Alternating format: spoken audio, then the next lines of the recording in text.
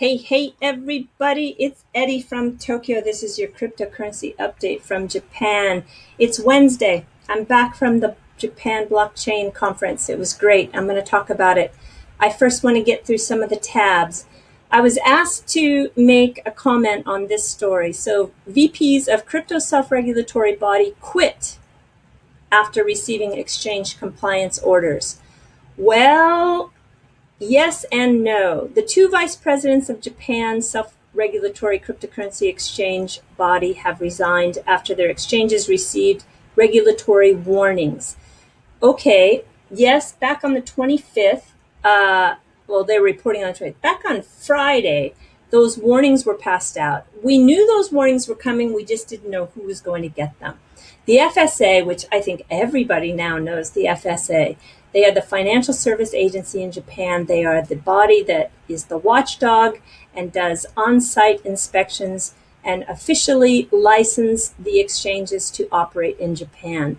They have set a bar that is not impossible to get over, but they are doing the very best they can to keep the space safe.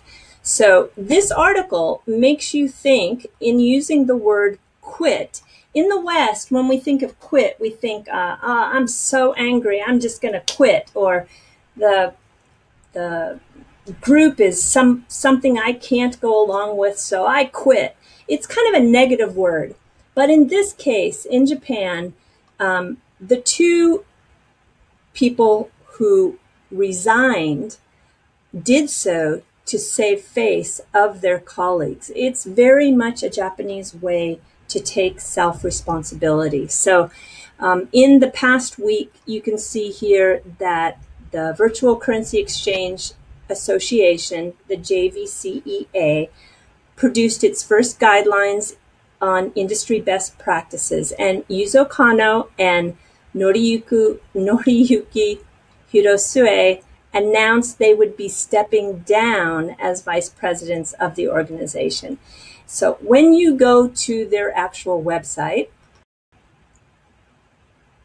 you can see here that they did indeed step down from those positions, but they are not leaving the regulatory group.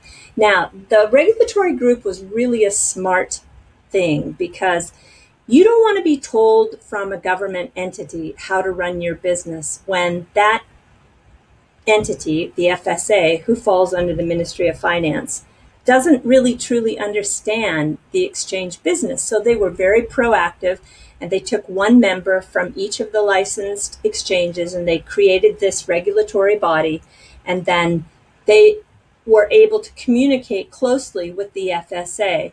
I think it was really a great idea. There's no way this self-regulatory body is going to disappear.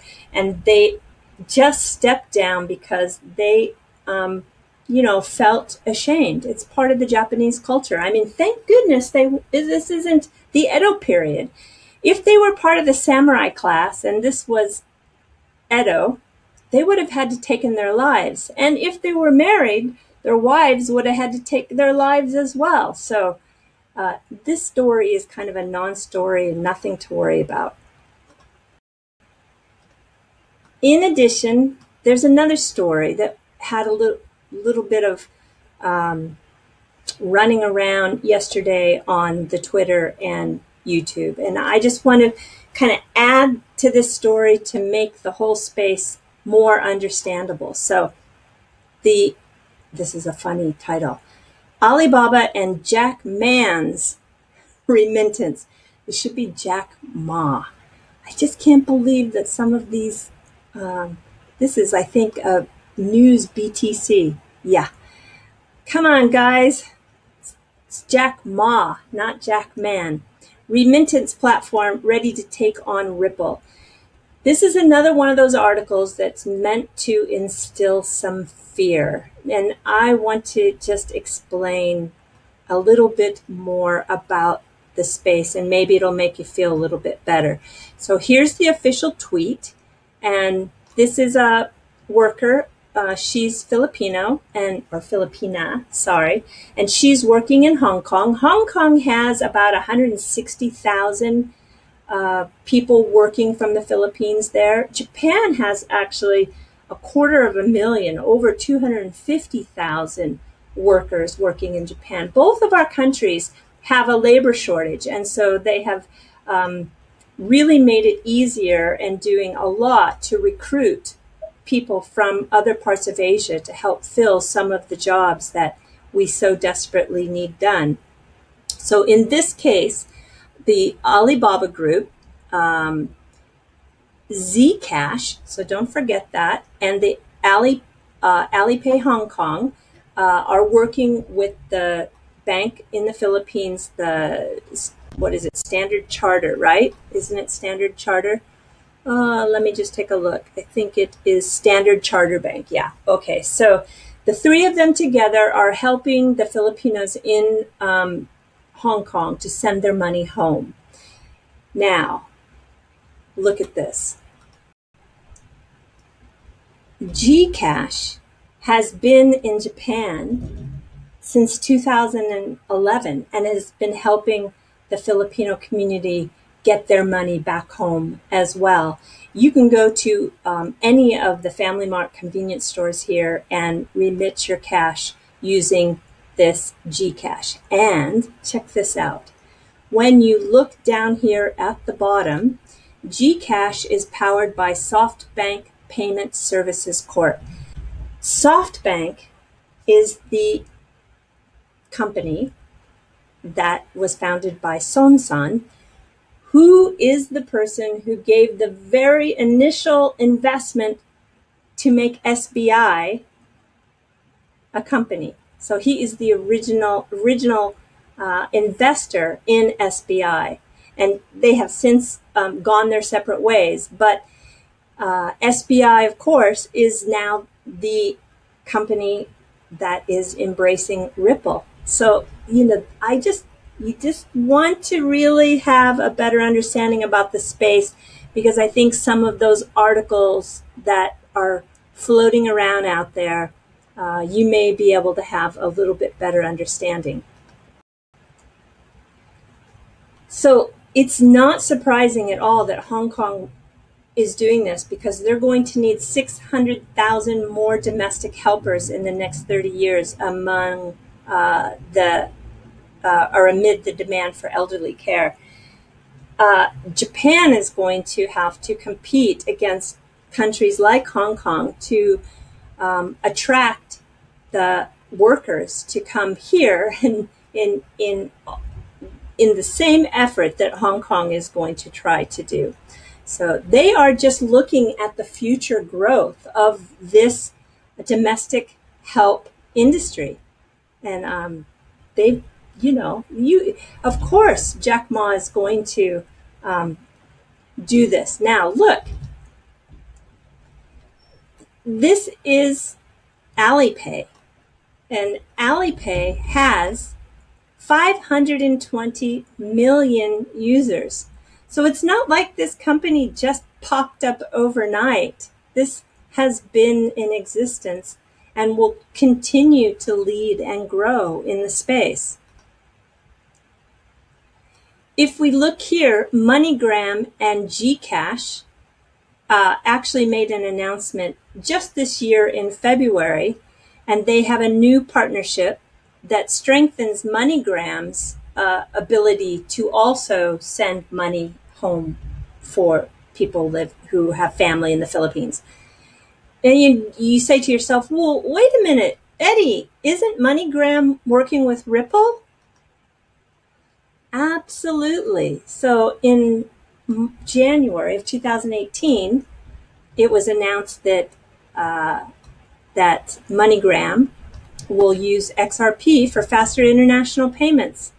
So yeah, it shouldn't make you feel that, like, oh my gosh, it's Ripple against Alipay. Well, I think the company you really want to look at closely is this, and this is where I think the story lies.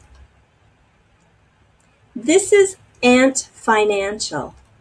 They are the technology behind the partnership between Alipay and Gcash. And Ant Financial is a technology company that brings inclusive financial services to the world. And Ant Financial, officially founded in 2014, originated from Alipay, founded in 2004. Okay, now here is where I think we get to the important part. When we go to their press releases, we can see this was announced June 8th. Ant Financial raises approximately $14 billion in Series C equity financing to accelerate globalization and technology innovation. This is important because this is where I want to really show. Funds raised will be used to accelerate Alipay's globalization plans and invest in developing technology to further enhance the company's ability to deliver inclusive financial services to unbanked and underbanked consumers and small enterprises globally. In addition, the capital will be used to cultivate high-tech talent in emerging markets to help communities take advantage of the opportunities arising from digital transformation. So, in my opinion, when I read this, I really saw that Alipay and Ripple are going after two different customers and focusing on two different needs. So I could be wrong. If you feel differently, let me know. But this is how I see it. I'm going to put all of these links into the comment section, and you can continue to read in more depth.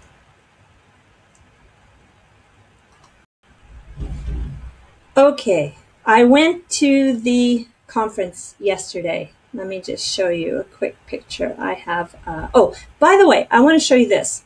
If you want to watch the talks, including Mr. Kitao's speech, which he gave and delivered for about 45 minutes, and it was just super fabulous. He's a great speaker, and he didn't lose his audience at all. It was absolutely standing room only. I've never seen so many people just watching like they were listening to a god, and you could just hear a pin drop in the room. And if you want to watch, you can go to this Nico Live, and you can register with a click through your Twitter or Facebook account. It will cost you about $5 US to get a premium subscription, but you can then watch all of the speakers from yesterday. So you can see here that Japan Blockchain Conference, the program has ended, but you can actually, wow, so 20,000 people have watched already. That's impressive. Yeah, that's impressive. And you can watch the all of the speakers that took place yesterday, and also they will archive all the speakers from today. Here is a shot of the actual venue. The Tokyo Forum is a beautiful building. It was built a little while ago, but it still looks so incredibly modern. This is from floor to ceiling is 60 meters.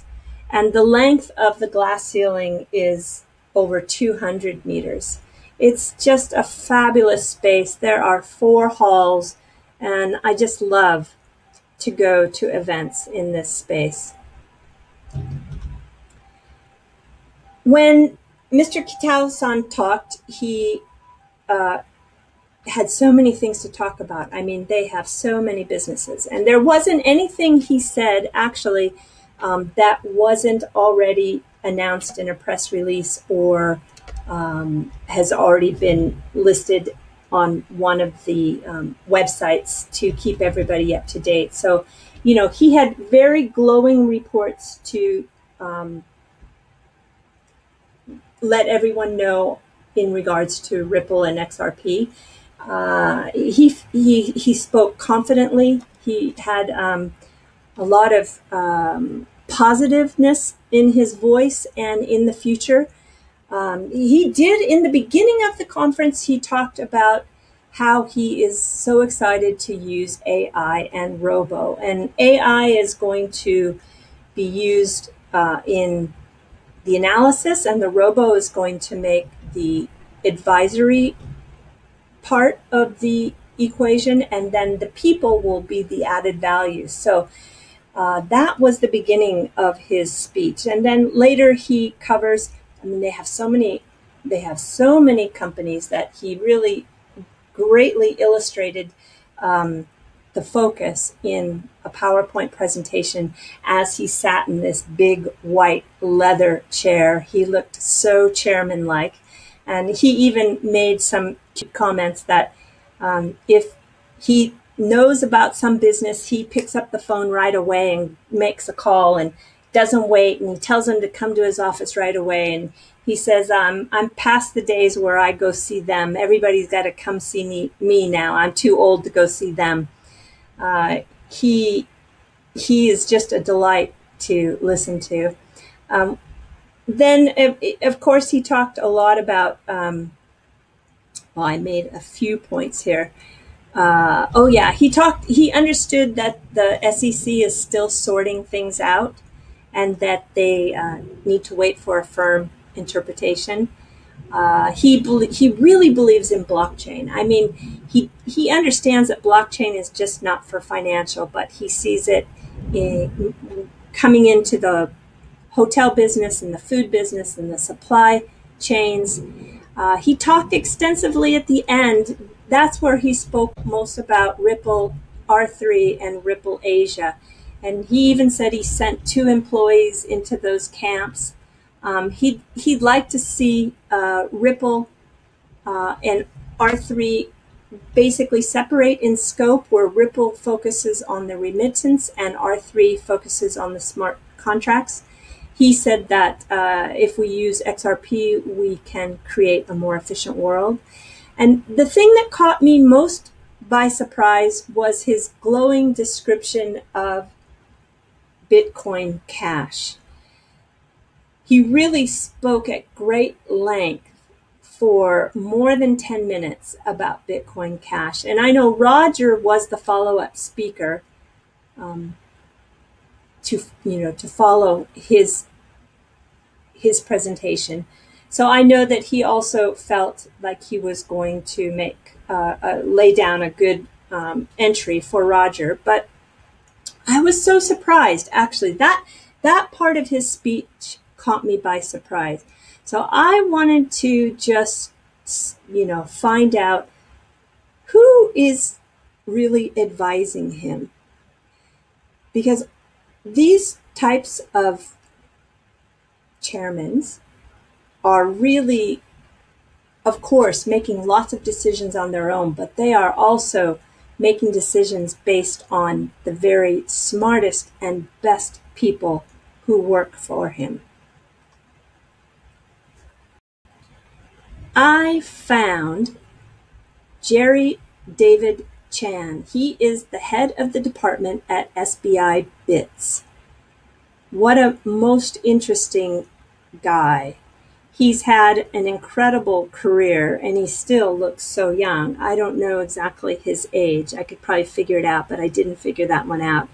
He is the Chief Strategy Officer at SBI Crypto. He's been in that position for 9 months. And before that, he was head of the Digital Asset Solutions. And he also has been a project manager at JP Morgan. He was a VP at JP Morgan. He also spent some time at Goldman Sachs as a vice president, and also back in August of 2000 to 2006 in the FS Technology Department of Goldman. So Of course, you know me, I want to see what I can find in regards to Jerry David Chan's position. I found a blog that he wrote back on May 6th, so not too long ago. It talks about Ripple and the Lightning networks and the nuts and bolts. If you are a Rippler, which is a Ripple holder, if you are a Bitcoin person, if you are a Bitcoin Cash person, this is an article you must not ignore. I'm not going to go into the whole thing because you really need to make your own conclusion.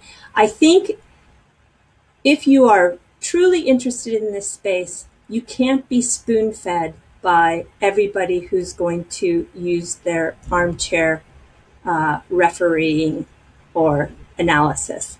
I think everybody should read for themselves and then make your own opinion. He has a lot of interesting insights. He talks about Ripple and XRP a lot in this article. And when we come down to the end, this is the only part because it then made sense why BCH is being championed by SBI. It's going to be an exciting few months. It's going to be exciting next few months as more and more features of specialty altcoins stand to be usurped,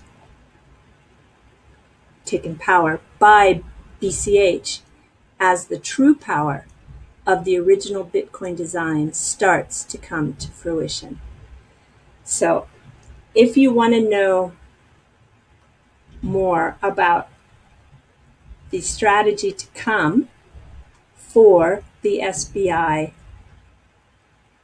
digital side, this is technology with a financial bent, I think you need to follow Mr. Chan's blog.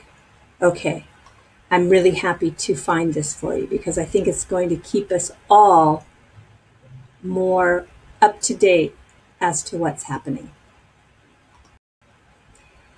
All right, everybody, now we come to the fluff. So if you are not interested in Japanese culture or more Japanese-y style editions, I will see you later.